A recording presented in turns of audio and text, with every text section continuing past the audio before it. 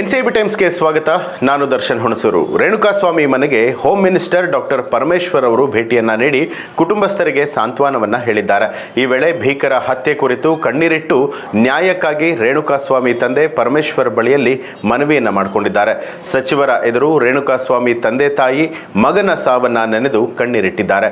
ಈ ವೇಳೆ ರೇಣುಕಾಸ್ವಾಮಿ ತಂದೆ ತಾಯಿಗಳಿಗೆ ಪರಮೇಶ್ವರ್ ಅವರು ಸಮಾಧಾನವನ್ನ ಕೂಡ ತಿಳಿಸಿದ್ದಾರೆ. ಜೊತೆಗೆ ಡಾಕ್ಟರ್ ಜಿ ಪರಮೇಶ್ವರ್ ಸೂಕ್ತ ತನಿಖೆ ಮಾಡುವ ಬಗ್ಗೆ ಭರವಸೆಯನ್ನು ಕೂಡ ಕೊಟ್ಟಿದ್ದಾರೆ. ಇನ್ನು ರೇಣುಕಾಸ್ವಾಮಿ ಪತ್ನಿಗೆ ಸರ್ಕಾರಿ ಕೆಲಸ ಬೇಕು ಅಂತ ಹೇಳಿ ಬೇಡಿಕೆ ಇಟ್ಟಿದ್ದಂತಹ ತಂದೆಗೆ ಪರಿಶೀಲನೆ ನಡೆಸಿ ನೋಡ್ತೀವಿ ಅಂತ ತಿಳಿಸಿದ್ದಾರೆ. ಈ ಸಂದರ್ಭದಲ್ಲಿ ಗೃಹ ಸಚಿವ ಡಾಕ್ಟರ್ ಜಿ ಪರಮೇಶ್ವರ್ ಅವರಿಗೆ ಸಚಿವ ಡಿ ಸುಧಾಕರ್, ಸ್ಥಳೀಯ ಶಾಸಕರಾದಂತಹ ಕೆಸಿ ವೀರೇಂದ್ರ, ಟಿ ರಘುಮೂರ್ತಿ, ಮಾಜಿ ಸಚಿವ ಡಾಕ್ಟರ್ ಆಂಜನೇಯ ಅವರು ಸಾಥ್ ಕೊಟ್ಟಿದ್ದಾರೆ.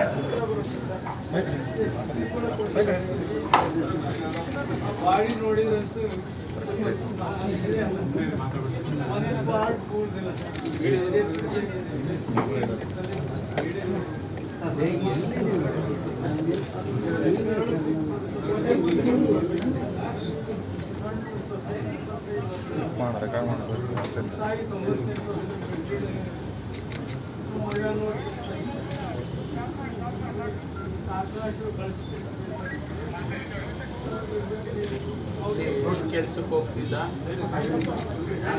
ಅಪೋಲೋ ಫಾರ್ಮ್ 6 ವರ್ಷ.